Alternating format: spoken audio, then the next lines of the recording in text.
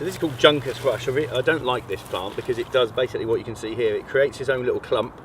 It doesn't spread very well, and you always find that you'll find eroded banks get behind it. It just sits. It's very annoying. We rip it out and replace it with more useful vegetation. You can see on the island there, as you'll go, when we go back round there later, you'll see it's starting to fall away already. It's just clay, muddy clay, and it's just fallen in already. So the easiest way to do that is to reinforce it with plants.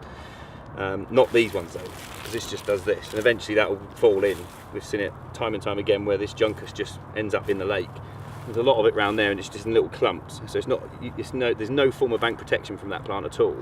So we rip it out and replace it with useful stuff, and that ties the bank in beautifully. A bit like you got the bits of Norfolk Reed and other plants around there. They're okay. They're fine if you keep them in check. But at the end of the day, we don't want to have to keep coming out and redoing them and cropping them. So we just use plants that make the place look good. Aesthetically, they make it look very pretty, and it just ties the bank in. But you can see what the Juncus does. It just sits in clumps. It's just quite frustrating, really. But it's all stuff that can be rectified, and it's a lot cheaper to do that than use wood or any other materials to try and bank. We go to a lot of places where they'll backfill. They'll just tip lorry loads of a big stone in the water, and it ends up down here. But they put it in there thinking, well, that'll be all right because the water won't get behind it, but it always does. So you still get eroded banks and a load of stuff you don't really want down here. So the way to do it without down, we do keep going on about it, but we see it every day, is to line it with useful plants, and that protects it from day one. You don't have to worry about it after that.